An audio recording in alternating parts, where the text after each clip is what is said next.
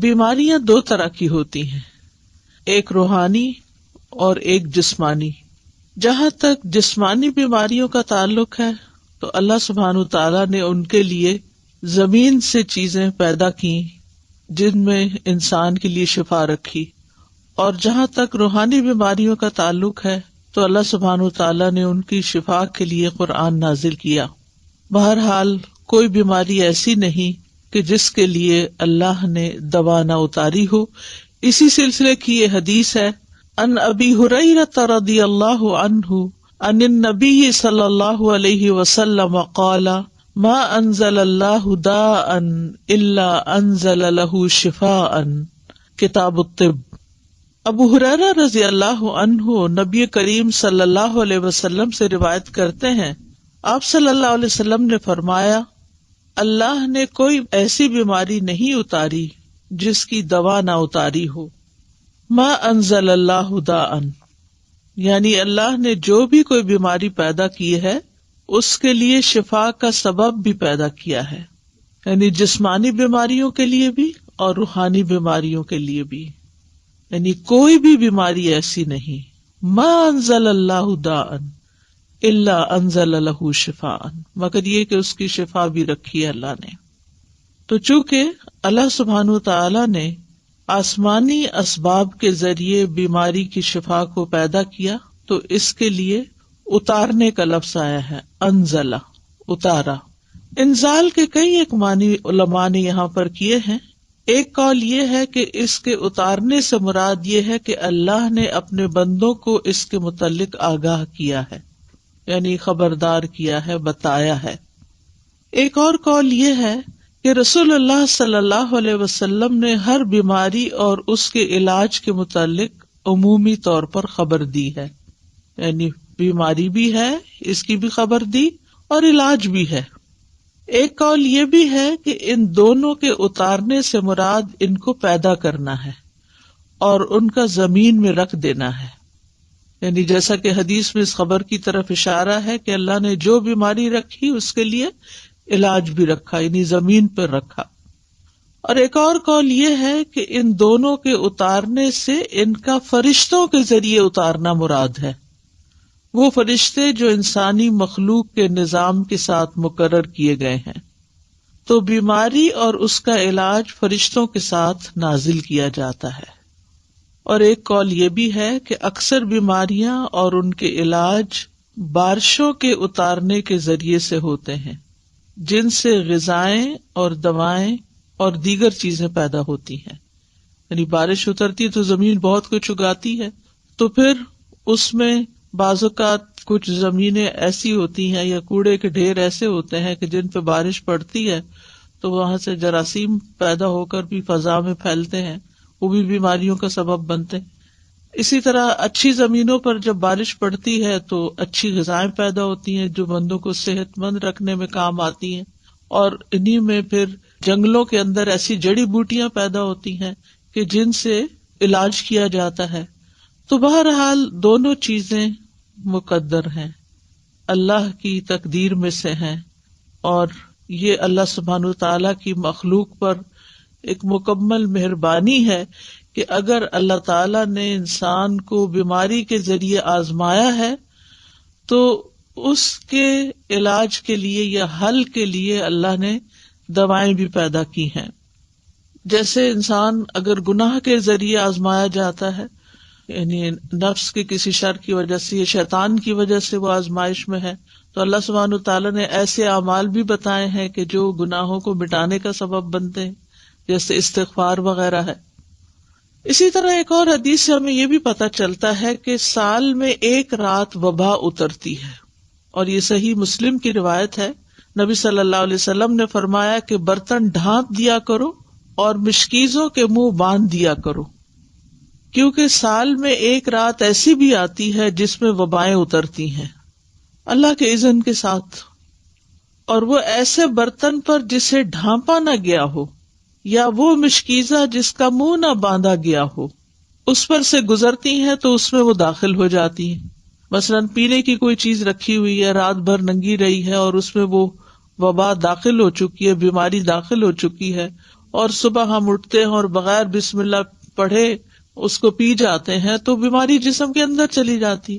پھر ایک بندے کے اندر جراثیم آتے ہیں تو وہاں سے وہ دوسرے کو لگ جاتے ہیں, تیسرے کو لگ جاتے ہیں, اور پھر وہ بیماری بہت سو تک پھیل جاتی ہے. تو بہرحال بیماری بھی اللہ کے اذن سے ہی آتی ہے, اور ہمیں اس معاملے میں احتیاط بھی کرنے کی ضرورت ہے, اور دوا اور علاج کی بھی ضرورت ہے. تو دا کا مطلب ہے حسی بیماری اور جسمانی بیماری اور روحانی بیماری, یعنی بیماریاں دونوں طرح کی ہوتی ہیں, اور دونوں طرح کی بیماریوں کے لیے علاج کرانا ضروری ہے.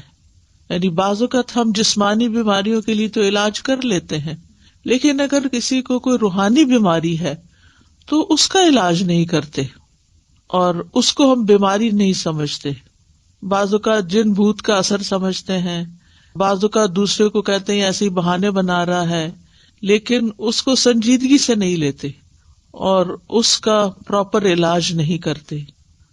اسی طرح یہ ہے کہ انسان کا دل بھی بیمار ہوتا ہے, یعنی جو روحانی بیماریاں ہیں یا قلبی بیماریاں ہیں ان میں انسان کا دل بھی بیمار ہوتا ہے, اور دل کی بیماری دل کا ٹیڑھا ہونا ہے, اور اس کو اللہ کے دین کی طرف لانا ہی اس کو معتدل کرنا ہے اور اس کا علاج ہے.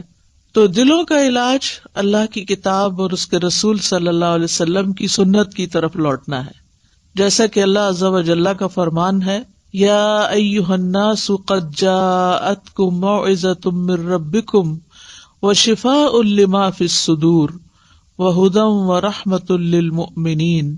اے لوگو, بے شک تمہارے پاس تمہارے رب کی طرف سے عظیم نصیحت اور اس کے لیے سراسر شفا جو سینوں میں ہے, یعنی سینوں میں دل ہے اور دل کے اندر جو بھی تکلیف ہے, اور ایمان والوں کے لیے سراسر ہدایت اور رحمت آئی ہے.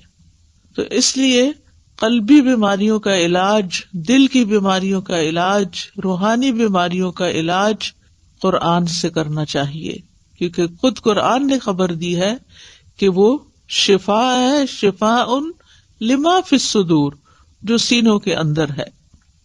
اور اللہ عز و جل کی کتاب سے زیادہ افضل کوئی چیز نہیں کہ جس کے ساتھ انسان اپنے دل کا علاج کر سکے, لیکن اس کے لیے ضروری ہے کہ اخلاص کے ساتھ اس کی قرات کرے, اس کو پڑھے, اس میں غور و فکر کرے, اور کسی بھی قسم کا اس کے ساتھ ایک تعلق قائم رکھے.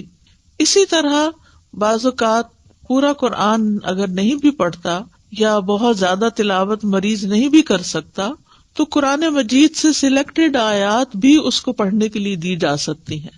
مثال کے طور پر آیت کریمہ جو ہے لا الہ الا انت سبحانک انی کنت من الظالمین, یہ قرآن کی ایک آیت ہے, اور اس میں یہ بھی ہے کہ کذالک ننجی المؤمنین, کہ ہم باقی مومنوں کو بھی ایسے نجات دیتے ہیں جیسے یونس علیہ السلام کو اس آیت کے پڑھنے کی وجہ سے نجات دی.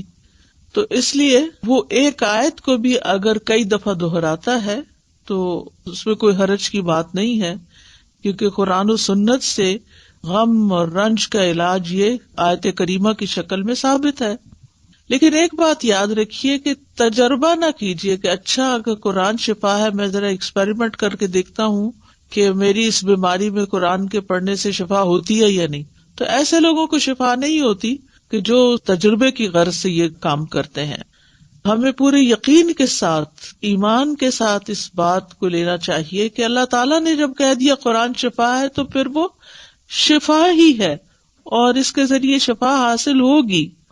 بہرحال اس حدیث سے یہ بھی پتہ چلتا ہے کہ اللہ نے جو بھی کوئی بیماری اتاری ہے اس کی دوا بھی اتاری ہے, اور اگر دوا اتاری ہے تو پھر ہمیں کیا کرنا چاہیے؟ دوا لینی چاہیے, علاج کروانا چاہیے.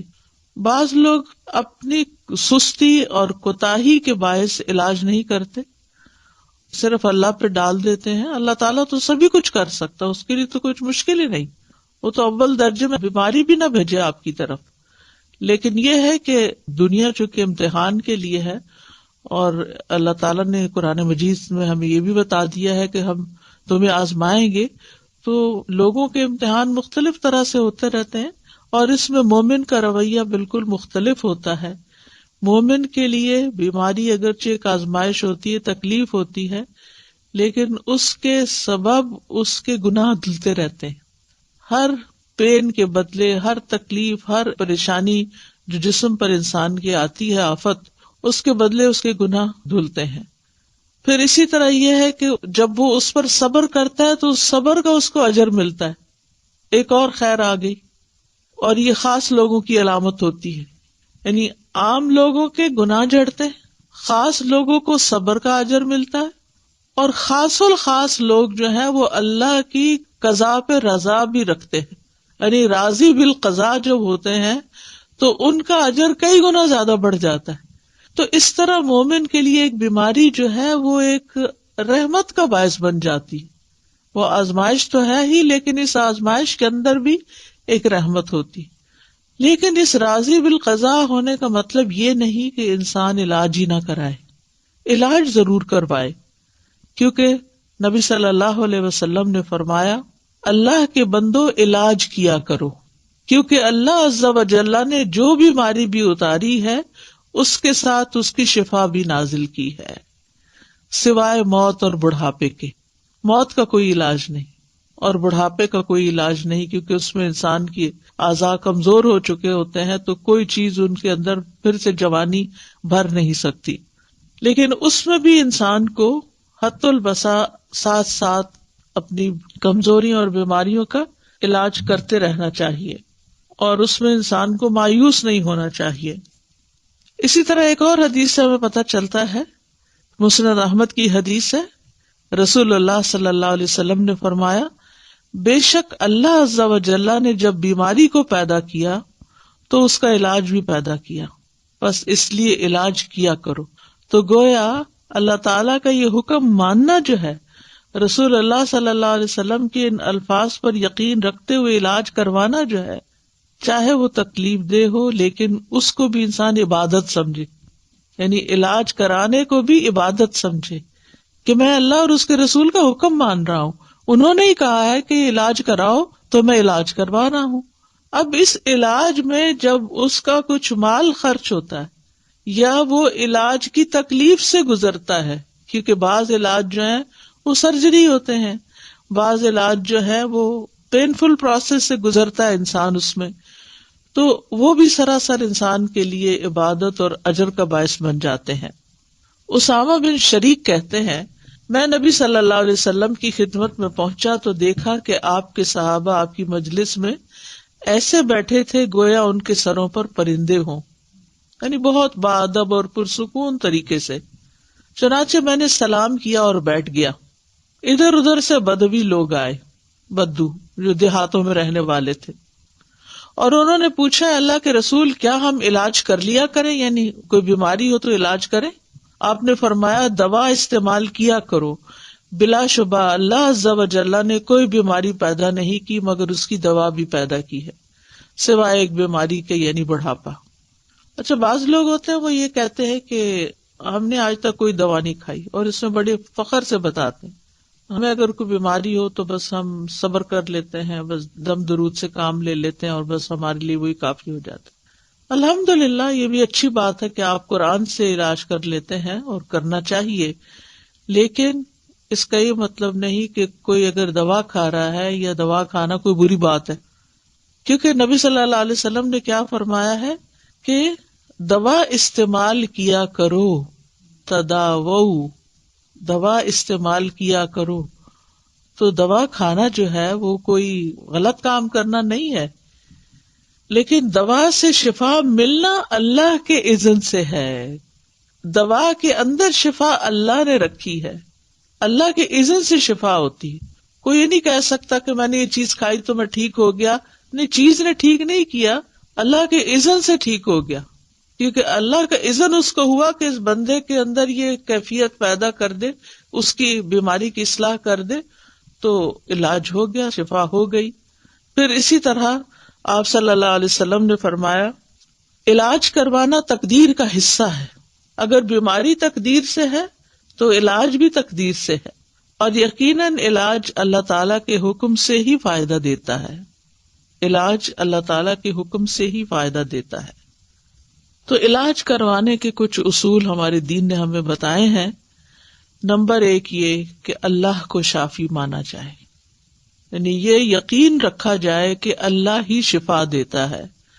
سورۃ الشعراء میں آتا ہے وَإِذَا مَرِضْتُ فَهُوَ يَشْفِينِ، اور جب میں بیمار ہوتا ہوں تو وہی مجھے شفا دیتا ہے.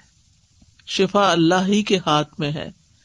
حضرت عائشہ کہتی ہیں کہ رسول اللہ صلی اللہ علیہ وسلم دم کیا کرتے تھے اور یہ دعا پڑھتے تھے امسح البأس رب الناس بیدک الشفاء لا یکشف الکرب الا انت، اے لوگوں کے رب تکلیف کو دور کر دے، شفا تو تیرے ہی ہاتھ میں ہے، تیرے سوا اس کو دور کرنے والا اور کوئی نہیں. پھر اسی طرح ایک روایت میں آتا ہے کہ اللہ ہی طبیب ہے. ابو رمثا سے مروی ہے، وہ کہتے ہیں کہ میرے والد نے رسول اللہ صلی اللہ علیہ وسلم سے عرض کیا کہ مجھے آپ اپنی وہ چیز دکھائیں جو آپ کی پشت پر ہے، یعنی وہ جو مہر نبوت تھی، کیونکہ میں طبیب ہوں. آپ نے فرمایا طبیب تو اللہ ہے، بلکہ تو رفیق آدمی ہے، یعنی نرمی کرنے والا ہے، مریض کو تسکین دینے والا، دلاسا دینے والا ہے. اور بیماری کا اصل طبیب تو اللہ ہی ہے، شافی تو وہی ہے جس نے اسے پیدا کیا. حضرت ایوب علیہ السلام کی مثال ہمارے سامنے ہے کہ جب ان کی بیماری کو ایک طویل عرصہ گزر گیا تو بھی وہ مایوس نہیں ہوئے، دعا کرنے لگے. وَأَيُّوبَ إِذْ نَادَى رَبَّهُ أَنِّي مَسَّنِيَ الضُّرُّ وَأَنْتَ أَرْحَمُ الرَّاحِمِينَ فَاسْتَجَبْنَا لَهُ فَكَشَفْنَا مَا بِهِ مِنْ ضُرٍّ وَآتَيْنَاهُ أَهْلَهُ وَمِثْلَهُمْ مَعَهُمْ رحمتم من عندنا وذکری للعابدین.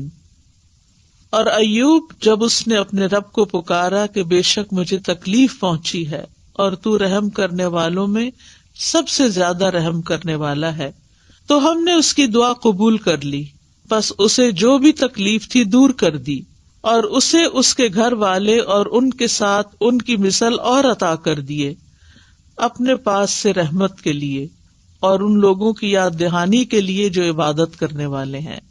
تو یہاں پر وہ کہتے ہیں وَأَنْتَ أَرْحَمُ الرَّاحِمِينَ، اللہ آپ ہی سب سے بڑھ کر رحم کرنے والے ہیں. تو ہم نے ان کی دعا سن لی اور ان کی تکلیف دور کر دی. دوسری چیز یہ کہ اللہ کی کتاب سے علاج کرنا چاہیے. سورۃ بنی اسرائیل میں آتا ہے وَنُنَزِّلُ مِنَ الْقُرْآنِ مَا هُوَ شِفَاءٌ وَرَحْمَةٌ لِّلْمُؤْمِنِينَ، اور ہم قرآن کے ذریعے سے وہ چیز نازل کرتے ہیں جو مومنوں کے لیے شفا اور رحمت ہے. حضرت عائشہ سے مروی ہے کہ رسول اللہ صلی اللہ علیہ وسلم ایک مرتبہ ان کے پاس تشریف لائے تو ایک عورت عائشہ رضی اللہ عنہا کا علاج کر رہی تھی یا آپ کو دم کر رہی تھی. تو آپ نے فرمایا کتاب اللہ کے ساتھ اس کا علاج کرو، یعنی قرآن کے ساتھ کرو، رقیہ کرو اس کو. اسی طرح سنت سے علاج. انبیاء علیہ السلام کو قلبی اور روحانی ادویات دی گئی تھی.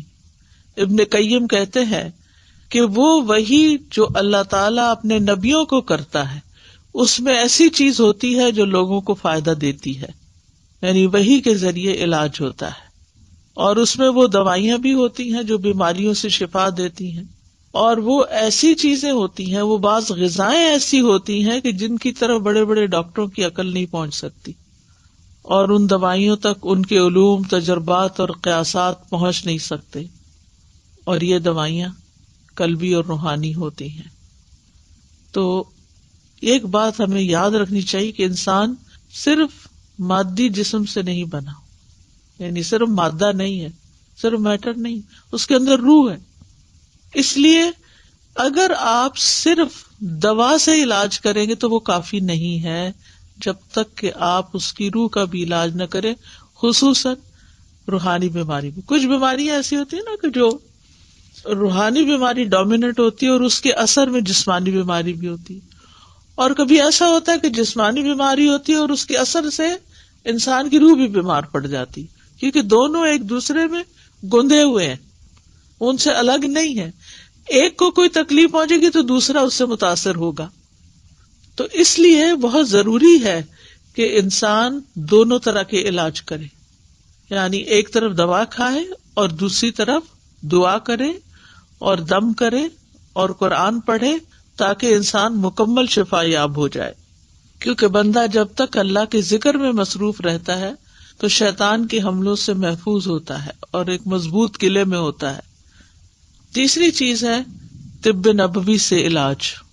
تو اب اگر طبیب اللہ ہی ہے تو پھر ہمیں کیا طب نبوی سے علاج کرنا چاہیے، اور طب نبوی کیا ہے، اور کیا کوئی انسان طبیب کہلا سکتا ہے؟ انسان طبیب کہلا سکتا ہے لیکن اللہ الطبیب ہے. یعنی جیسے انسان کو بھی کریم کہہ سکتے ہیں لیکن اللہ الکریم ہے.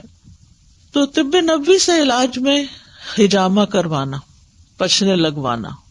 آپ صلی اللہ علیہ وسلم نے فرمایا اگر تمہاری دواؤں میں سے کسی میں بھلائی ہے تو پچھنا لگوانے یا شہد پینے اور آگ سے داغنے میں ہے. اگر وہ مرض کے مطابق ہو، یعنی بیماری کے مطابق پچھنا لگے یا آگ سے داغ لگے، اور میں آگ سے داغنے کو پسند نہیں کرتا. ایک تو یہ کہ تکلیف دہ علاج ہے بہت، یعنی انسان کو کسی گرم سلاخ سے داغنا یا کسی بھی طرح کی ایسی کوئی چیز لگانا کہ جس میں آگ ہو، تو اس لیے آپ اس کو پسند نہیں کرتے تھے. لیکن آخری چارہ کار کے طور پر اگر کوئی بیماری کسی بھی طرح ٹھیک نہ ہوتی ہو تو اس صورت میں ایسا علاج کیا جا سکتا ہے. اور ہو سکتا ہے کہ اسی کے اندر ہی پھر جو الیکٹرک شاکس وغیرہ دیے جاتے ہیں وہ بھی اس میں شامل ہوں، اللہ عالم. پھر اسی طرح کلونجی سے علاج. رسول اللہ صلی اللہ علیہ وسلم نے فرمایا کلونجی کے دانوں میں موت کے علاوہ ہر بیماری کے لیے شفا ہے. اگر کلونجی کے تیل پر شرعی دم کر کے مریض کے متاثرہ حصوں پر وہ تیل لگایا جائے اور کلونجی کے دانے جو ہیں وہ کھلائے جائیں تو حدیث میں کیا آتا ہے کہ موت کے علاوہ ہر بیماری کا علاج ہے. تو اس لیے ہر گھر میں کلونجی کے دانے بھی ہونے چاہیے اور اس کا تیل بھی ہونا چاہیے. اور اس میں یہ ہے کہ اگر جیسے آج کل کورونا کی بیماری ہے تو اس میں 2 کام کیے جا سکتے ہیں. ایک تو یہ کہ کلونجی کے بیج زبردست جراثیم کش ہیں، ان کی دھونی دینی چاہیے. یعنی گھر کو ڈس انفیکٹنٹ کرنے کے لیے جیسے بخور جلاتے ہیں تو اسی طرح کوئلے کے اوپر تھوڑے سے دانے ڈال کے ان کا دھواں جب نکلنے لگے تو اس کو گھر میں گھما دینا چاہیے. اس کے بارے میں یہ بھی کہا گیا ہے کہ یہ شیاطین کو بھگانے کا ذریعہ بھی ہے. یہ دھواں شیطانوں کو بہت تکلیف دیتا ہے تو وہ نکل جاتے ہیں. اور اگر ریپیٹڈلی ہوگا تو گھر سے جراثیم وغیرہ بھی نکلیں گے اور شیاطین بھی نکلیں گے اور انشاءاللہ باذن اللہ شفا ہوگی. دوسرا یہ ہے کہ لنگز کی بیماریوں میں اس کی بھاپ جو ہے وہ بہت فائدہ دینے والی چیز ہے. اسی طرح سر درد میں ناک کے اندر اس کے قطرے چند ڈالے جائیں دونوں طرف تو میگرین وغیرہ کو بہت فائدہ ہوتا ہے. اس کے اوپر تو بہت تفصیلی الگ ایک پورا لیکچر ہو سکتا ہے کہ کلونجی کس طرح استعمال کی جا سکتی ہے اور کس طرح فائدہ. لیکن یہ 2 چیزیں جو میں نے بتائی ہیں کہ اس کی دھونی دی جائے اور اس کی بھاپ لی جائے یہ غیر مضر ہیں. اور چند دانے جیسے چٹکی بھر دانے صبح کے وقت پانی کے ساتھ اگر کھا لیے جائیں، اور اگر صبح نہیں یاد رہے تو آپ کے ڈائننگ ٹیبل پر اگر کلونجی رکھی ہوئی ہے تو کھانے کے اوپر بازو کے جیسے آپ نمک چھڑکتے ہیں تو چٹکی بھر دانے، یعنی بہت زیادہ مقدار میں نہیں، کیونکہ پھر ایسا نہ ہو کہ اس کا کوئی ری ایکشن ہو. اسی طرح یہ کہ اگر گلے میں خراش وغیرہ ہے تو کلونجی کا تیل اگر رکھا ہوا ہے تو چند قطرے زبان پہ ٹپکا کے آہستہ آہستہ گلے سے گزارے جائیں. تو یہ چونکہ جراثیم کش ہے تو گلے کے اندر کے جراثیم، اسی طرح ناک کے اندر کے جراثیم، کیونکہ گلے کی بیماریوں میں بھی ناک میں ڈالنا سب سے زیادہ مفید ہے. اگر تھوڑا سا کڑوا لگتا ہے، تکلیف سے محسوس ہوتی ہے، لیکن یہ کہ اس میں فوری طور پر انسان کو ریلیف ملتا ہے اور بہت جلد گلے کی بیماریاں وغیرہ جو ہیں یہ ٹھیک ہوتی ہیں. اور اگر پھیپڑوں تک نمونیا وغیرہ ہو گیا ہے تو بارہا اگر بھاپ دی جائے اس کی تو بہت فائدہ مند ہے. وکس وغیرہ جو ہے یعنی کہ ایسی چیز ہے کہ جس کے بخارات پھیپڑوں میں جا کے جم بھی سکتے ہیں، لیکن کلونجی جو ہے وہ مضر نہیں ہے. پھر اسی طرح یہ ہے کہ شہد فائدہ مند ہے. قرآن مجید میں آتا ہے یخرج من بطونها شراب مختلف الوانہ فیہ شفاء للناس. اس مکھی میں سے رنگ برنگ کا شربت نکلتا ہے جس میں لوگوں کے لیے شفا ہے. یعنی شہد جو ہے وہ فائدے کی چیز ہے. شہد اگر آپ مہینے میں کم از کم 3 دن خالی پیٹ اس کا چمچ لے لیں صبح یا 1 گھونٹ بھر لیں تو یہ پریونٹیو کیور بھی ہے، یعنی بہت سی بیماریاں لگنے سے انسان محفوظ رہتا ہے. اور اسی طرح نبی صلی اللہ علیہ وسلم پانی میں شہد ملا کر پیا کرتے تھے، ایک بہترین ڈرنک بن جاتا ہے. لیکن بہت ابلتے پانی میں اس کی پراپرٹیز ضائع ہو جاتی ہیں، اس لیے گرم پانی کی بجائے اگر ٹھنڈے پانی میں استعمال کیا جائے تو بہتر ہے. اور خصوصاً اگر موسم ٹھنڈا نہ ہو تو پھر روم ٹیمپریچر پر جو پانی ہے اسی کے اندر شہد ملا کر پینا زیادہ فائدہ مند ہے. پھر آب زمزم، رسول اللہ صلی اللہ علیہ وسلم نے فرمایا زمزم کا پانی اس مقصد کے لیے ہے جس کے لیے وہ پیا جائے.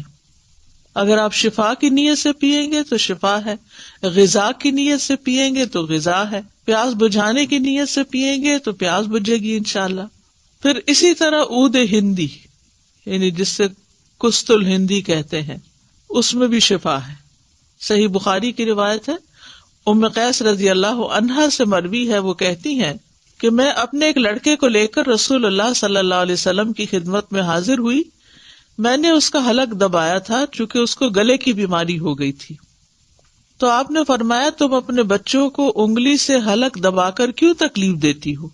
ہمارے یہاں بھی جو ٹریڈیشنل میتھڈ ہے گلے چڑھانے کا، اس میں نمک یا اسی طرح کی کسی چیز کے ساتھ انگلی کے ساتھ گلے اوپر کو اٹھا کے دبا دیتے ہیں ان کا انفیکشن دور کرنے کے لیے. تو آپ صلی اللہ علیہ وسلم نے اس سے منع کیا اور فرمایا یہ عود ہندی لو، اس میں 7 بیماریوں کی شفا ہے. سبحان اللہ. ان میں ایک ذات الجم، پسلی کا ورم بھی ہے، یعنی نمونیا بھی ہے. تو آج کل کرونا وائرس میں جیسے پھیپھڑوں پر ہی سارا اثر چلا جاتا ہے، بیماری زیادہ تکلیف دہ ہو جاتی ہے، تو اس میں کست الہندی جو ہے اور کست البحری یہ فائدہ مند ہے. اگر حلق کی بیماری ہو تو اس کو ناک میں ڈالو، اور اگر ذات الجنب ہو یعنی نمونیا ہو، ذات الجنب عربی میں کہتے ہیں اس کو، تو حلق میں ڈالو یعنی اس کو پیو. اور اس کے لیے بھی یہ ہے کہ گرم پانی میں اگر تھوڑی دیر کے لیے اس کو بھگو کے رکھ دیا جائے، 1 چھوٹی چمچ جو ہے اس کو 1 کپ پانی میں، اور پھر جب وہ اچھی طرح اس کے پانی میں اثرات آ جائیں تو اس کو چائے کی طرح سپ سپ کر کے یا قہوے کی طرح پی لیا جائے تو یہ بھی بہت جلد فائدہ دیتی ہے.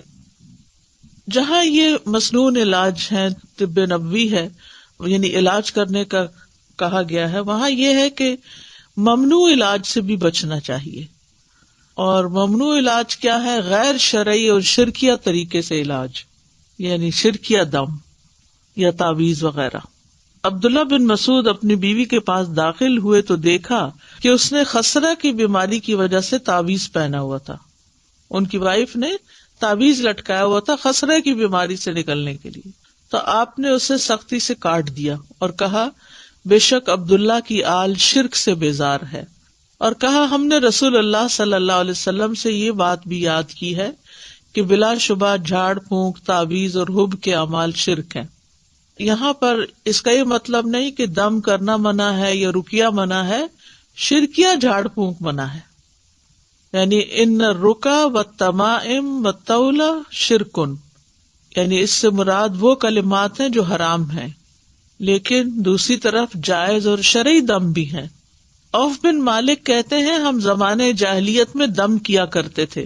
ہم نے عرض کیا اللہ کے رسول اس کے بارے میں آپ کا کیا خیال ہے؟ آپ نے فرمایا اپنے دم کے کلمات میرے سامنے پیش کرو، دم میں کوئی حرج نہیں جب تک اس میں شرک نہ ہو.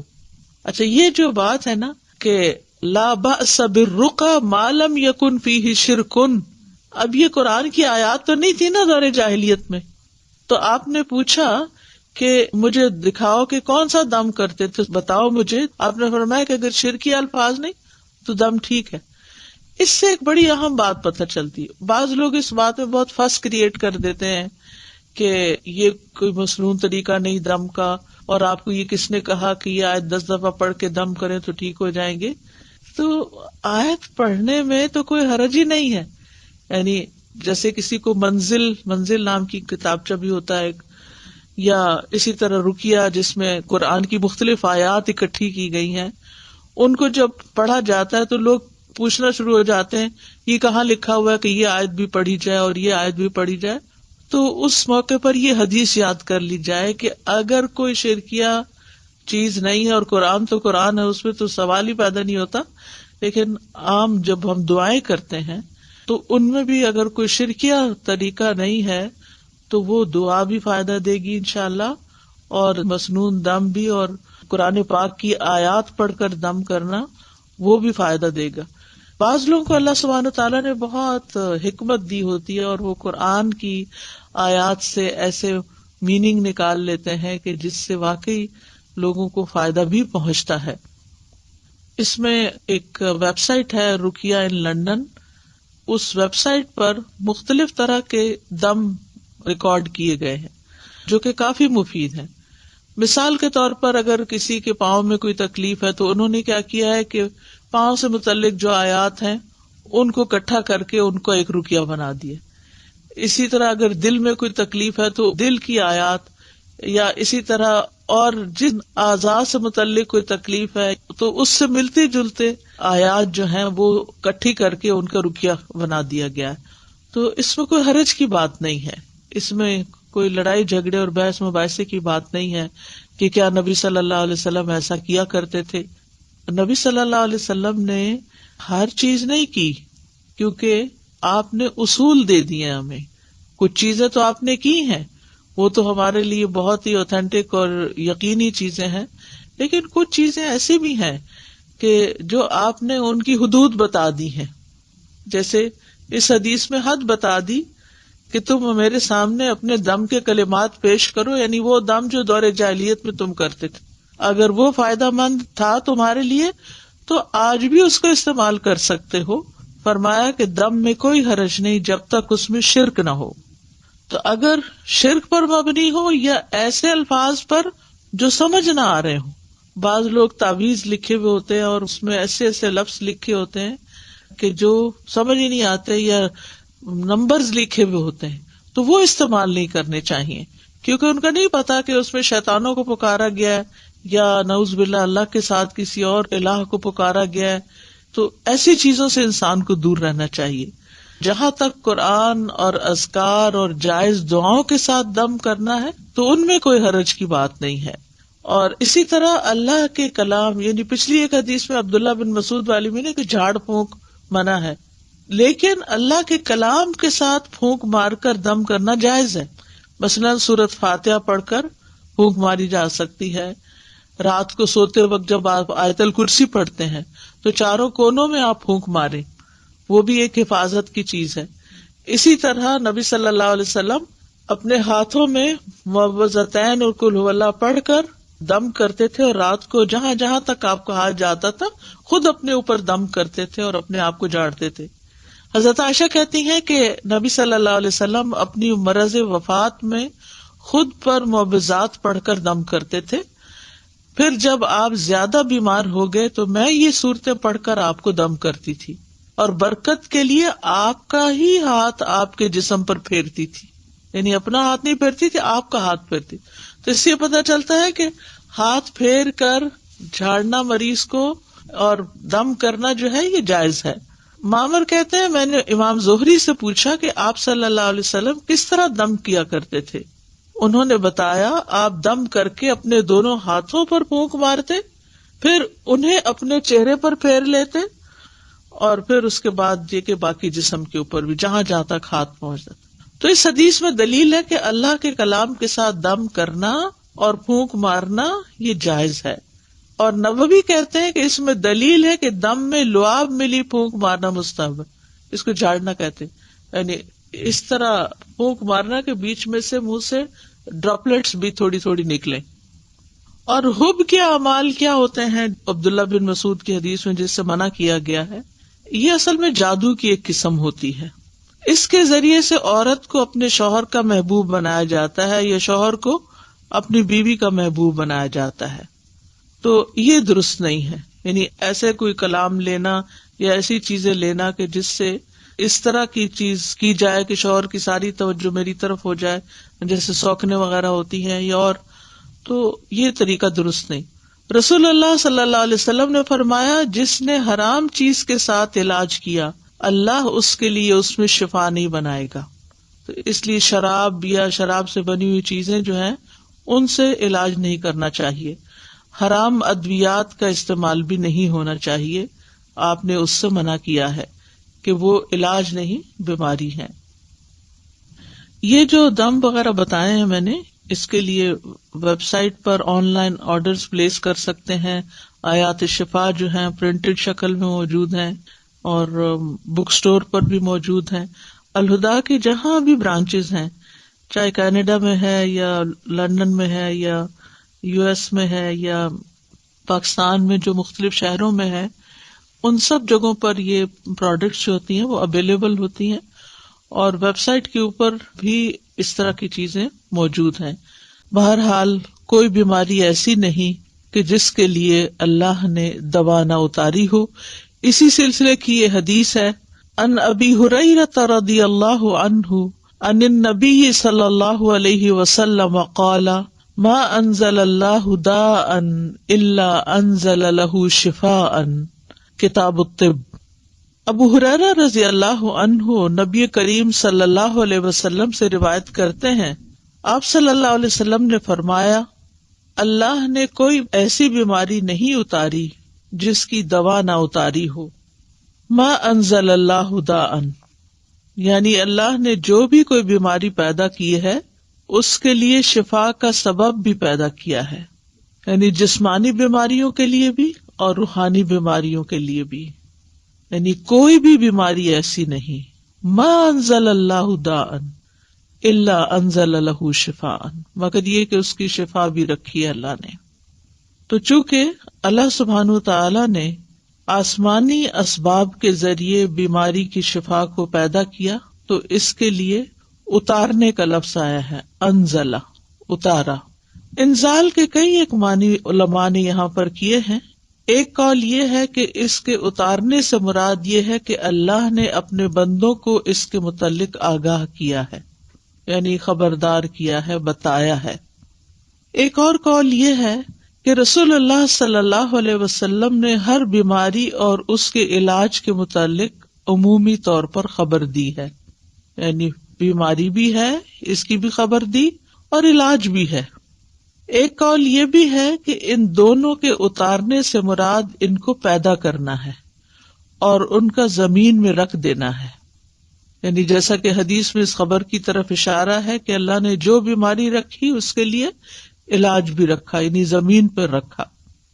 اور ایک اور قول یہ ہے کہ ان دونوں کے اتارنے سے ان کا فرشتوں کے ذریعے اتارنا مراد ہے، وہ فرشتے جو انسانی مخلوق کے نظام کے ساتھ مقرر کیے گئے ہیں.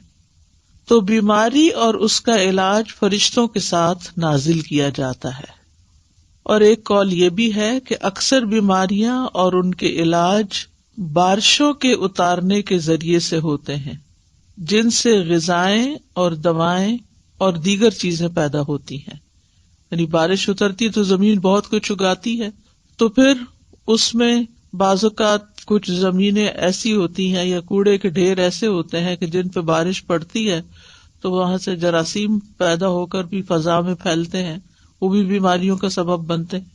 اسی طرح اچھی زمینوں پر جب بارش پڑتی ہے تو اچھی غذائیں پیدا ہوتی ہیں جو بندوں کو صحت مند رکھنے میں کام آتی ہیں، اور انہی میں پھر جنگلوں کے اندر ایسی جڑی بوٹیاں پیدا ہوتی ہیں کہ جن سے علاج کیا جاتا ہے.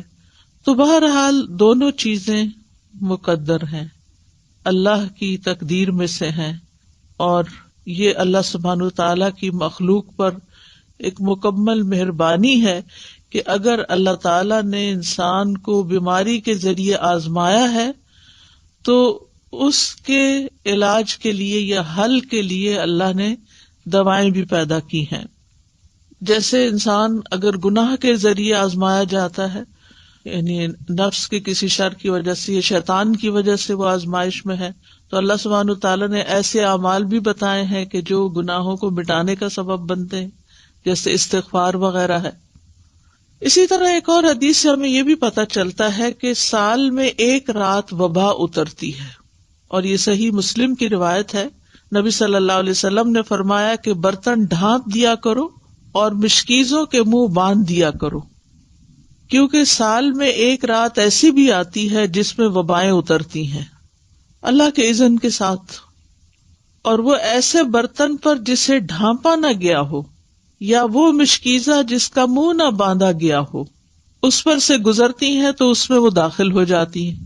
مثلاً پینے کی کوئی چیز رکھی ہوئی ہے، رات بھر ننگی رہی ہے اور اس میں وہ وبا داخل ہو چکی ہے، بیماری داخل ہو چکی ہے، اور صبح ہم اٹھتے ہیں اور بغیر بسم اللہ پڑھے اس کو پی جاتے ہیں تو بیماری جسم کے اندر چلی جاتی، پھر ایک بندے کے اندر جراثیم آتے ہیں تو وہاں سے وہ دوسرے کو لگ جاتے ہیں، تیسرے کو لگ جاتے ہیں، اور پھر وہ بیماری بہت سو تک پھیل جاتی ہے۔ تو بہرحال بیماری بھی اللہ کے اذن سے ہی آتی ہے، اور ہمیں اس معاملے میں احتیاط بھی کرنے کی ضرورت ہے اور دوا اور علاج کی بھی ضرورت ہے۔ تو دا کا مطلب ہے حسی بیماری اور جسمانی بیماری اور روحانی بیماری، یعنی بیماریاں دونوں طرح کی ہوتی ہیں، اور دونوں طرح کی بیماریوں کے لیے علاج کرانا ضروری ہے۔ یعنی بعض اوقات ہم جسمانی بیماریوں کے لیے تو علاج کر لیتے ہیں، لیکن اگر کسی کو کوئی روحانی بیماری ہے تو اس کا علاج نہیں کرتے اور اس کو ہم بیماری نہیں سمجھتے۔ بعض اوقات جن بھوت کا اثر سمجھتے ہیں، بعض اوقات دوسرے کو کہتے ہیں ایسے ہی بہانے بنا رہا ہے، لیکن اس کو سنجیدگی سے نہیں لیتے اور اس کا پراپر علاج نہیں کرتے۔ اسی طرح یہ ہے کہ انسان کا دل بھی بیمار ہوتا ہے، یعنی جو روحانی بیماریاں ہیں یا قلبی بیماریاں ہیں ان میں انسان کا دل بھی بیمار ہوتا ہے، اور دل کی بیماری دل کا ٹیڑھا ہونا ہے، اور اس کو اللہ کے دین کی طرف لانا ہی اس کو معتدل کرنا ہے اور اس کا علاج ہے۔ تو دلوں کا علاج اللہ کی کتاب اور اس کے رسول صلی اللہ علیہ وسلم کی سنت کی طرف لوٹنا ہے، جیسا کہ اللہ عز و جل کا فرمان ہے، یا ایھا الناس قد جاءتکم موعظۃ من ربکم وشفاء لما فی الصدور وہدی ورحمۃ للمؤمنین۔ اے لوگو، بے شک تمہارے پاس تمہارے رب کی طرف سے عظیم نصیحت اور اس کے لیے سراسر شفا جو سینوں میں ہے، یعنی سینوں میں دل ہے اور دل کے اندر جو بھی تکلیف ہے، اور ایمان والوں کے لیے سراسر ہدایت اور رحمت آئی ہے۔ تو اس لیے قلبی بیماریوں کا علاج، دل کی بیماریوں کا علاج، روحانی بیماریوں کا علاج قرآن سے کرنا چاہیے، کیونکہ خود قرآن نے خبر دی ہے کہ وہ شفا ہے، شفاء لما فی الصدور، جو سینوں کے اندر ہے۔ اور اللہ عز و جل کی کتاب سے زیادہ افضل کوئی چیز نہیں کہ جس کے ساتھ انسان اپنے دل کا علاج کر سکے، لیکن اس کے لیے ضروری ہے کہ اخلاص کے ساتھ اس کی قرأت کرے، اس کو پڑھے، اس میں غور و فکر کرے، اور کسی بھی قسم کا اس کے ساتھ ایک تعلق قائم رکھے۔ اسی طرح بعض اوقات پورا قرآن اگر نہیں بھی پڑھتا یا بہت زیادہ تلاوت مریض نہیں بھی کر سکتا تو قرآن مجید سے سلیکٹڈ آیات بھی اس کو پڑھنے کے لیے دی جا سکتی ہیں۔ مثال کے طور پر آیت کریمہ جو ہے لا الہ الا انت سبحانک انی کنت من الظالمین، یہ قرآن کی ایک آیت ہے، اور اس میں یہ بھی ہے کہ کذالک ننجی المؤمنین، کہ ہم باقی مومنوں کو بھی ایسے نجات دیتے ہیں جیسے یونس علیہ السلام کو اس آیت کے پڑھنے کی وجہ سے نجات دی۔ تو اس لیے وہ ایک آیت کو بھی اگر کئی دفعہ دہراتا ہے تو اس میں کوئی حرج کی بات نہیں ہے، کیونکہ قرآن و سنت سے غم اور رنج کا علاج یہ آیت کریمہ کی شکل میں ثابت ہے۔ لیکن ایک بات یاد رکھیے کہ تجربہ نہ کیجیے کہ اچھا اگر قرآن شفا ہے، میں ذرا ایکسپیریمنٹ کر کے دیکھتا ہوں کہ میری اس بیماری میں قرآن کے پڑھنے سے شفا ہوتی ہے یا نہیں۔ تو ایسے لوگوں کو شفا نہیں ہوتی کہ جو تجربے کی غرض سے یہ کام کرتے ہیں۔ ہمیں پورے یقین کے ساتھ، ایمان کے ساتھ اس بات کو لینا چاہیے کہ اللہ تعالیٰ نے جب کہہ دیا قرآن شفا ہے تو پھر وہ شفا ہی ہے اور اس کے ذریعے شفا حاصل ہوگی۔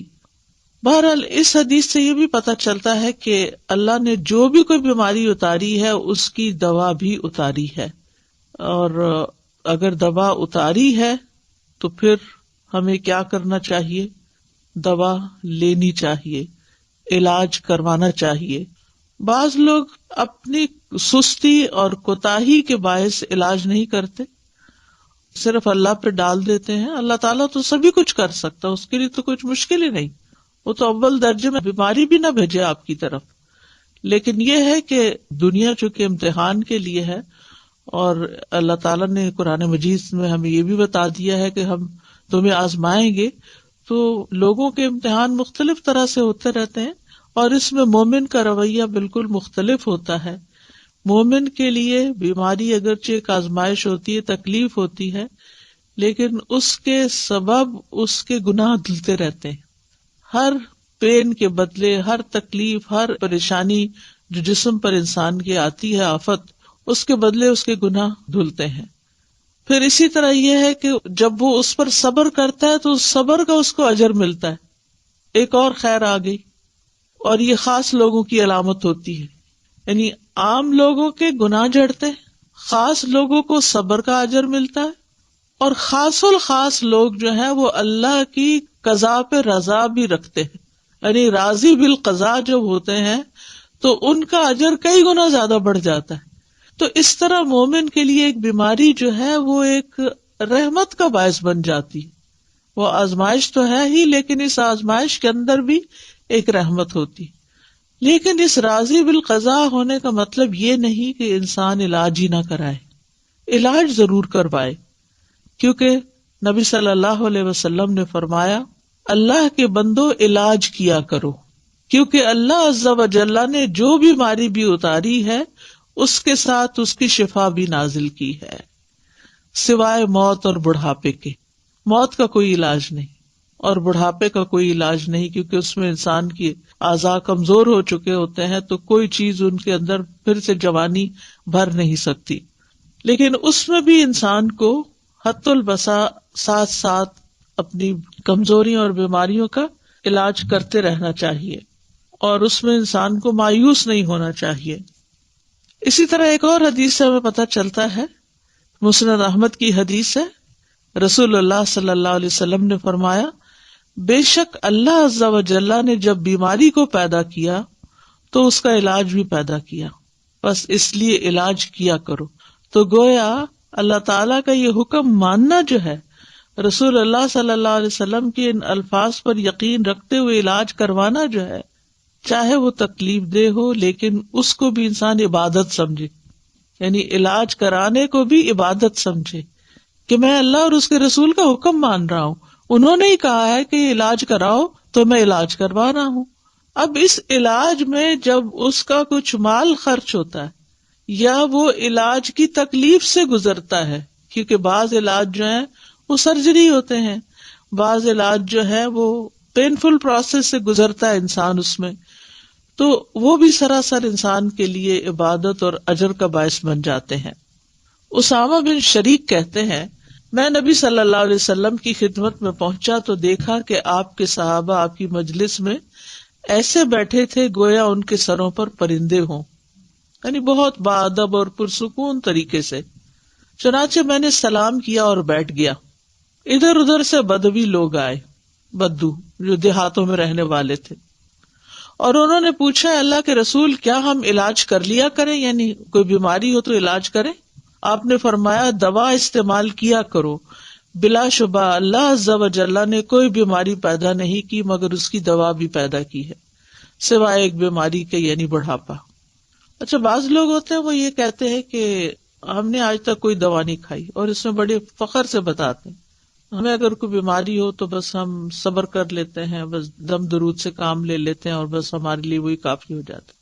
الحمدللہ یہ بھی اچھی بات ہے کہ آپ قرآن سے علاج کر لیتے ہیں اور کرنا چاہیے، لیکن اس کا یہ مطلب نہیں کہ کوئی اگر دوا کھا رہا ہے یا دوا کھانا کوئی بری بات ہے، کیونکہ نبی صلی اللہ علیہ وسلم نے کیا فرمایا ہے کہ دوا استعمال کیا کرو، تداوؤ، دوا استعمال کیا کرو. تو دوا کھانا جو ہے وہ کوئی غلط کام کرنا نہیں ہے، لیکن دوا سے شفا ملنا اللہ کے اذن سے ہے. دوا کے اندر شفا اللہ نے رکھی ہے، اللہ کے اذن سے شفا ہوتی ہے. کوئی یہ نہیں کہہ سکتا کہ میں نے یہ چیز کھائی تو میں ٹھیک ہو گیا. نہیں، چیز نے ٹھیک نہیں کیا، اللہ کے اذن سے ٹھیک ہو گیا، کیونکہ اللہ کا اذن اس کو ہوا کہ اس بندے کے اندر یہ کیفیت پیدا کر دے، اس کی بیماری کی اصلاح کر دے، تو علاج ہو گیا، شفا ہو گئی۔ پھر اسی طرح آپ صلی اللہ علیہ وسلم نے فرمایا علاج کروانا تقدیر کا حصہ ہے، اگر بیماری تقدیر سے ہے تو علاج بھی تقدیر سے ہے، اور یقیناً علاج اللہ تعالیٰ کے حکم سے ہی فائدہ دیتا ہے، علاج اللہ تعالیٰ کے حکم سے ہی فائدہ دیتا ہے۔ تو علاج کروانے کے کچھ اصول ہمارے دین نے ہمیں بتائے ہیں۔ نمبر 1 یہ کہ اللہ کو شافی مانا جائے، یعنی یہ یقین رکھا جائے کہ اللہ ہی شفا دیتا ہے۔ سورۃ الشعراء میں آتا ہے وَإِذَا مَرِضْتُ فَهُوَ يَشْفِينِ، اور جب میں بیمار ہوتا ہوں تو وہی مجھے شفا دیتا ہے۔ شفا اللہ ہی کے ہاتھ میں ہے۔ حضرت عائشہ کہتی ہیں کہ رسول اللہ صلی اللہ علیہ وسلم دم کیا کرتے تھے اور یہ دعا پڑھتے تھے امسح البأس رب الناس بیدک الشفاء لا یکشف الکرب الا انت، اے لوگوں کے رب تکلیف کو دور کر دے، شفا تو تیرے ہی ہاتھ میں ہے، تیرے سوا اس کو دور کرنے والا اور کوئی نہیں۔ پھر اسی طرح ایک روایت میں آتا ہے کہ اللہ ہی طبیب ہے۔ ابو رمثا سے مروی ہے، وہ کہتے ہیں کہ میرے والد نے رسول اللہ صلی اللہ علیہ وسلم سے عرض کیا کہ مجھے آپ اپنی وہ چیز دکھائیں جو آپ کی پشت پر ہے، یعنی وہ جو مہر نبوت تھی، کیونکہ میں طبیب ہوں۔ آپ نے فرمایا طبیب تو اللہ ہے، بلکہ تو رفیق آدمی ہے، یعنی نرمی کرنے والا ہے، مریض کو تسکین دینے والا، دلاسا دینے والا ہے، اور بیماری کا اصل طبیب تو اللہ ہی ہے، شافی تو وہی ہے جس نے اسے پیدا کیا۔ حضرت ایوب علیہ السلام کی مثال ہمارے سامنے ہے کہ جب ان کی بیماری کو ایک طویل عرصہ گزر گیا تو بھی وہ مایوس نہیں ہوئے، دعا کرنے لگے وَأَيُّوبَ إِذْ نَادَى رَبَّهُ أَنِّي مَسَّنِيَ الضُّرُّ وَأَنْتَ أَرْحَمُ الرَّاحِمِينَ فَاسْتَجَبْنَا لَهُ فَكَشَفْنَا مَا بِهِ مِنْ ضُرٍّ وَآتَيْنَاهُ أَهْلَهُ وَمِثْلَهُمْ مَعَهُمْ رحمتم من عندنا وذکری للعابدین۔ اور ایوب جب اس نے اپنے رب کو پکارا کہ بے شک مجھے تکلیف پہنچی ہے اور تو رحم کرنے والوں میں سب سے زیادہ رحم کرنے والا ہے، تو ہم نے اس کی دعا قبول کر لی، بس اسے جو بھی تکلیف تھی دور کر دی، اور اسے اس کے گھر والے اور ان کے ساتھ ان کی مثل اور عطا کر دیے اپنے پاس سے رحمت کے لیے اور ان لوگوں کی یاد دہانی کے لیے جو عبادت کرنے والے ہیں۔ تو یہاں پر وہ کہتے ہیں وَأَنْتَ أَرْحَمُ الرَّاحِمِينَ، اللہ آپ ہی سب سے بڑھ کر رحم کرنے والے ہیں۔ تو ہم نے ان کی دعا سن لی اور ان کی تکلیف دور کر دی۔ دوسری چیز یہ کہ اللہ کی کتاب سے علاج کرنا چاہیے۔ سورۃ بنی اسرائیل میں آتا ہے وَنُنَزِّلُ مِنَ الْقُرْآنِ مَا هُوَ شِفَاءٌ وَرَحْمَةٌ لِّلْمُؤْمِنِينَ، اور ہم قرآن کے ذریعے سے وہ چیز نازل کرتے ہیں جو مومنوں کے لیے شفا اور رحمت ہے۔ حضرت عائشہ سے مروی ہے کہ رسول اللہ صلی اللہ علیہ وسلم ایک مرتبہ ان کے پاس تشریف لائے تو ایک عورت عائشہ رضی اللہ عنہا کا علاج کر رہی تھی یا آپ کو دم کر رہی تھی، تو آپ نے فرمایا کتاب اللہ کے ساتھ اس کا علاج کرو، یعنی قرآن کے ساتھ کرو، رقیہ کرو اس کو۔ اسی طرح سنت سے علاج، انبیاء علیہ السلام کو قلبی اور روحانی ادویات دی گئی تھی۔ ابن قیم کہتے ہیں کہ وہ وحی جو اللہ تعالیٰ اپنے نبیوں کو کرتا ہے اس میں ایسی چیز ہوتی ہے جو لوگوں کو فائدہ دیتی ہے، یعنی وحی کے ذریعے علاج ہوتا ہے، اور اس میں وہ دوائیاں بھی ہوتی ہیں جو بیماریوں سے شفا دیتی ہیں، اور وہ ایسی چیزیں ہوتی ہیں، وہ بعض غذائیں ایسی ہوتی ہیں کہ جن کی طرف بڑے بڑے ڈاکٹروں کی عقل نہیں پہنچ سکتی، اور ان دوائیوں تک ان کے علوم، تجربات اور قیاسات پہنچ نہیں سکتے، اور یہ دوائیاں قلبی اور روحانی ہوتی ہیں۔ تو ایک بات ہمیں یاد رکھنی چاہیے کہ انسان صرف مادی جسم سے نہیں بنا، یعنی صرف مادہ نہیں ہے، صرف میٹر نہیں، اس کے اندر روح ہے۔ اس لیے اگر آپ صرف دوا سے علاج کریں گے تو وہ کافی نہیں ہے، جب تک کہ آپ اس کی روح کا بھی علاج نہ کریں، خصوصاً روحانی بیماری میں۔ کچھ بیماریاں ایسی ہوتی ہیں نا کہ جو روحانی بیماری ڈومیننٹ ہوتی ہے اور اس کے اثر میں جسمانی بیماری بھی ہوتی ہے. اور کبھی ایسا ہوتا ہے کہ جسمانی بیماری ہوتی ہے اور اس کے اثر سے انسان کی روح بھی بیمار پڑ جاتی، کیونکہ دونوں ایک دوسرے میں گندے ہوئے ہیں، ان سے الگ نہیں ہے. ایک کو کوئی تکلیف پہنچے گی تو دوسرا اس سے متاثر ہوگا. تو اس لیے بہت ضروری ہے کہ انسان دونوں طرح کے علاج کرے، یعنی ایک طرف دوا کھائے اور دوسری طرف دعا کرے اور دم کرے اور قرآن پڑھے، تاکہ انسان مکمل شفا یاب ہو جائے. کیونکہ بندہ جب تک اللہ کے ذکر میں مصروف رہتا ہے تو شیطان کے حملوں سے محفوظ ہوتا ہے اور ایک مضبوط قلعے میں ہوتا ہے. تیسری چیز ہے طب نبوی سے علاج. تو اب اگر طبیب اللہ ہی ہے تو پھر ہمیں کیا طب نبوی سے علاج کرنا چاہیے، اور طب نبوی کیا ہے، اور کیا کوئی انسان طبیب کہلا سکتا ہے؟ انسان طبیب کہلا سکتا ہے، لیکن اللہ الطبیب ہے. یعنی جیسے انسان کو بھی کریم کہہ سکتے ہیں، لیکن اللہ الکریم ہے.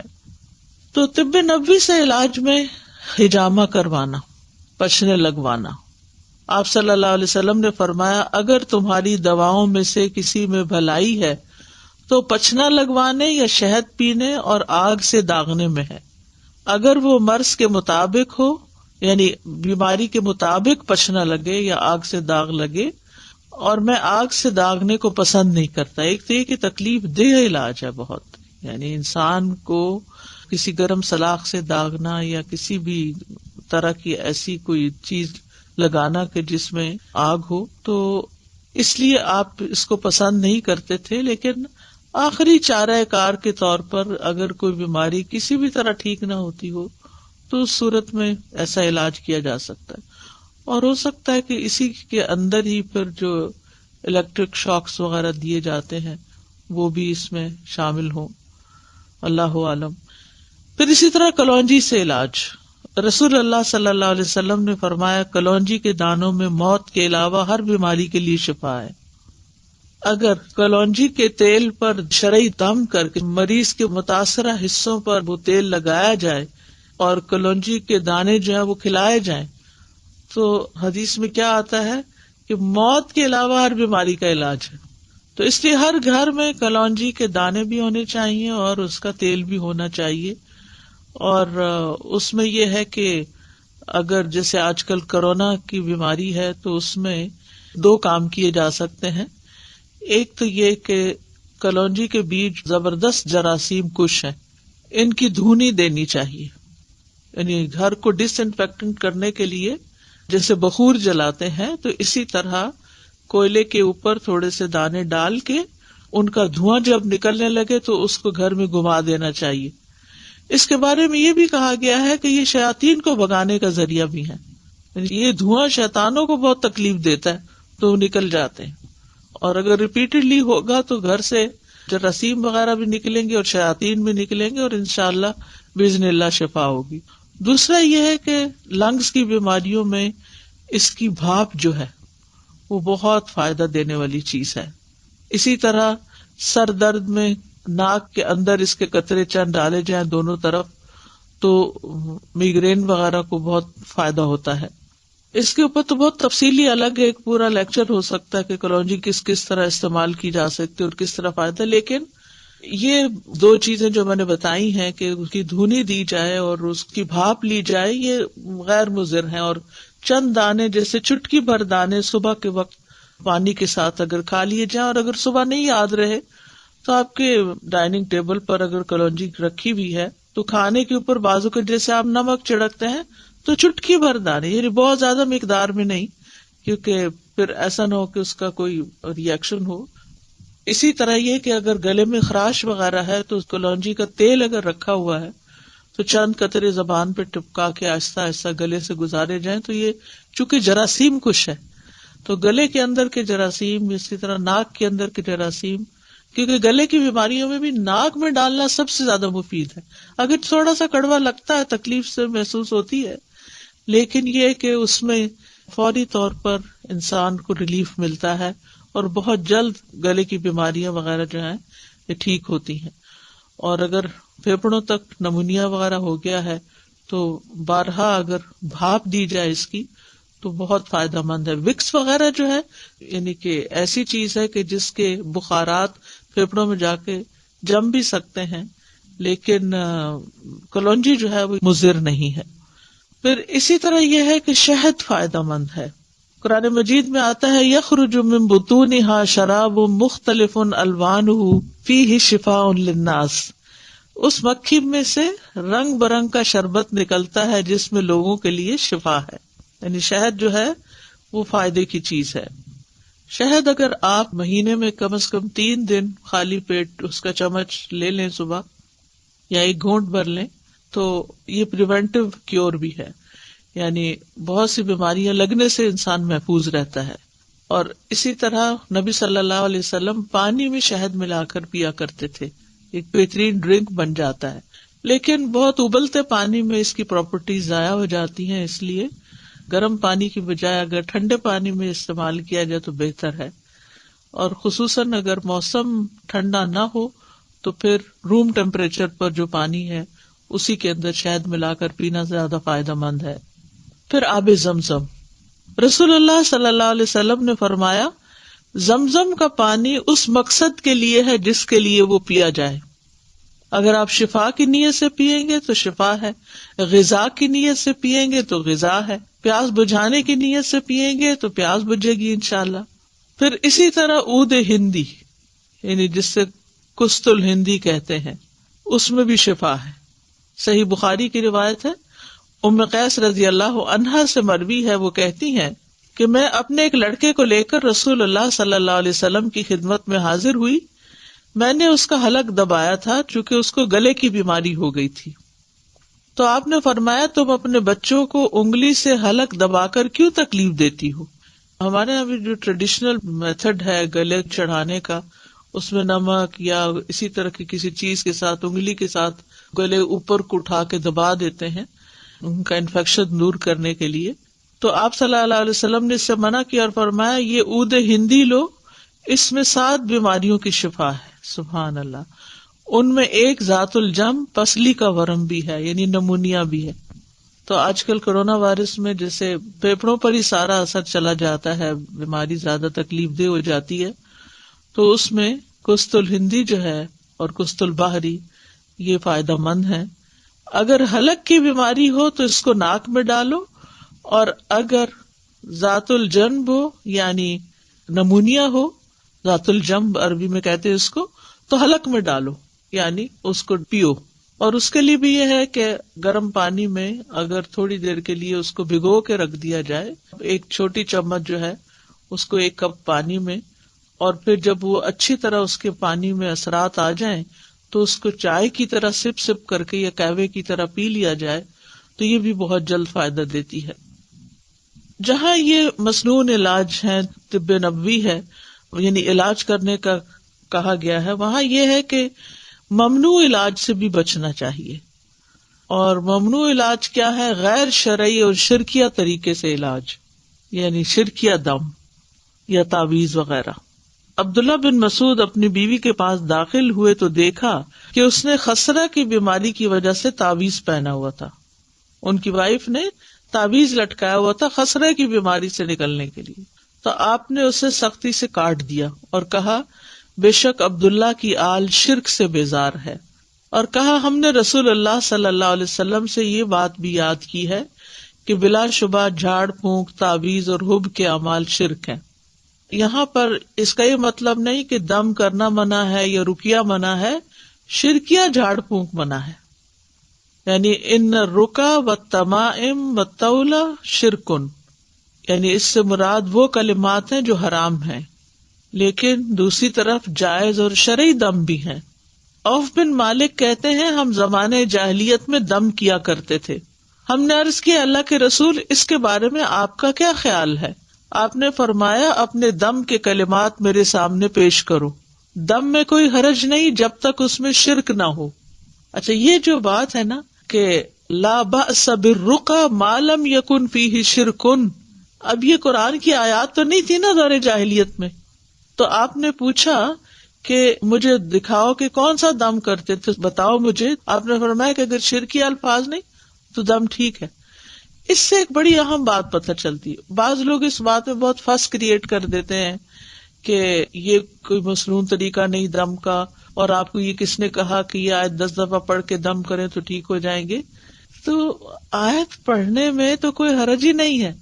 یعنی جیسے کسی کو منزل نام کی کتابچہ بھی ہوتا ہے، یا اسی طرح رقیہ جس میں قرآن کی مختلف آیات اکٹھی کی گئی ہیں، ان کو جب پڑھا جاتا ہے تو لوگ پوچھنا شروع ہو جاتے ہیں یہ کہاں لکھا ہوا ہے کہ یہ آیت بھی پڑھی جائے اور یہ آیت بھی پڑھی جائے. تو اس موقع پر یہ حدیث یاد کر لی جائے کہ اگر کوئی شرکیہ چیز نہیں ہے، اور قرآن تو قرآن ہے، اس میں تو سوال ہی پیدا نہیں ہوتا، لیکن عام جب ہم دعائیں کرتے ہیں تو ان میں بھی اگر کوئی شرکیہ طریقہ نہیں ہے تو وہ دعا بھی فائدہ دے گی انشاءاللہ، اور مسنون دم بھی، اور قرآن پاک کی آیات پڑھ کر دم کرنا وہ بھی فائدہ دے گا.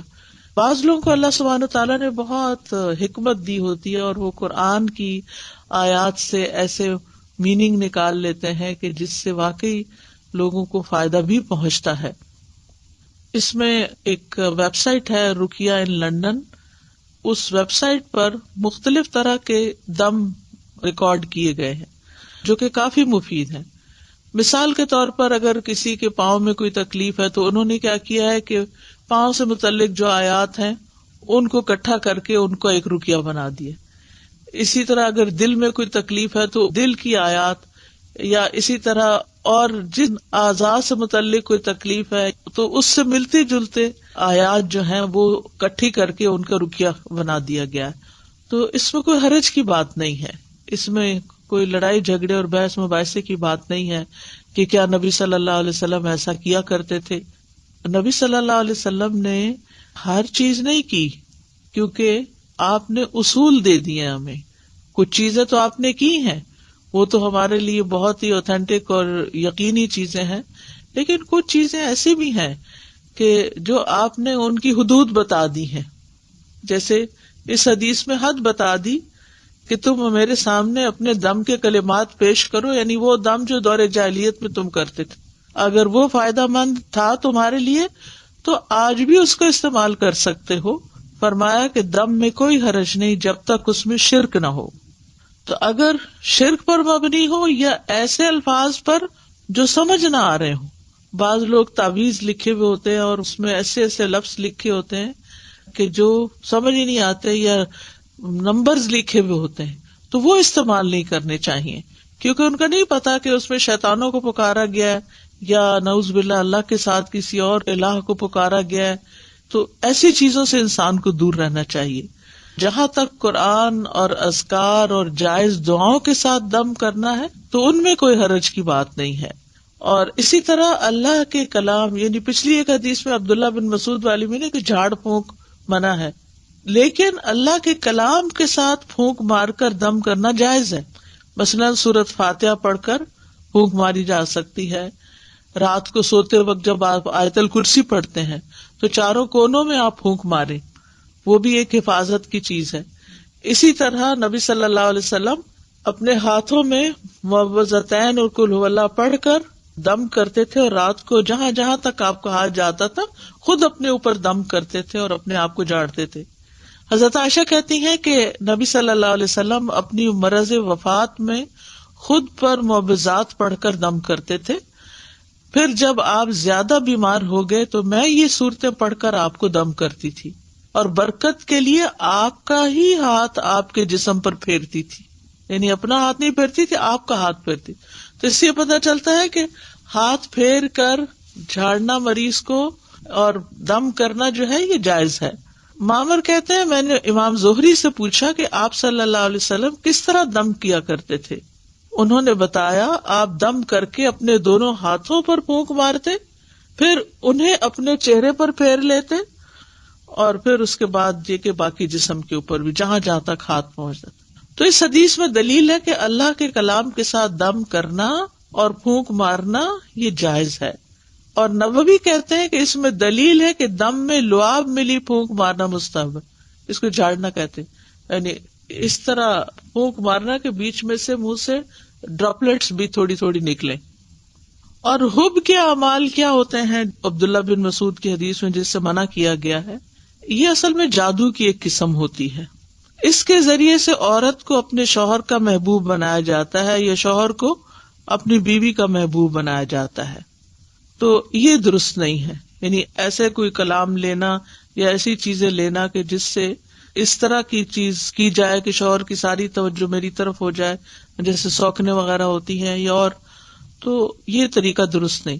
رسول اللہ صلی اللہ علیہ وسلم نے فرمایا جس نے حرام چیز کے ساتھ علاج کیا اللہ اس کے لیے اس میں شفا نہیں بنائے گا. تو اس لیے شراب یا شراب سے بنی ہوئی چیزیں جو ہیں ان سے علاج نہیں کرنا چاہیے. حرام ادویات کا استعمال بھی نہیں ہونا چاہیے. آپ نے اس سے منع کیا ہے کہ وہ علاج نہیں بیماری ہے.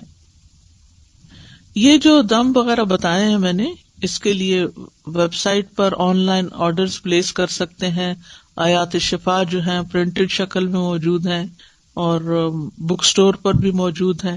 الہدا کے جہاں بھی برانچز ہیں، چاہے کینیڈا میں ہے یا لندن میں ہے یا یو ایس میں ہے یا پاکستان میں جو مختلف شہروں میں ہے، ان سب جگہوں پر یہ پروڈکٹس جو ہوتی ہیں وہ اویلیبل ہوتی ہیں. اور ویب سائٹ کے اوپر بھی اس طرح کی چیزیں موجود ہیں. تو جو لوگ آج کل بیماری کے لیے پریشان ہیں، اور ویسے بھی بیماری صرف آج کل ہی تو نہیں آئی، بیماری تو ہمیشہ ہی دنیا میں موجود رہی ہے، تو پریونٹیو میتھڈز بھی استعمال کرنے چاہیے. اور اس کے ساتھ اگر کوئی بیمار ہو جائے تو ان مصنوعی چیزوں سے علاج کرنا چاہیے. اور یہ مصنوعی چیزیں جو ہر گھر میں موجود ہونی چاہیے. تھوڑا سا بھی اگر بیماری کا آغاز ہوا ہے تو فوراً ہی اس کو پکڑ لیا جائے.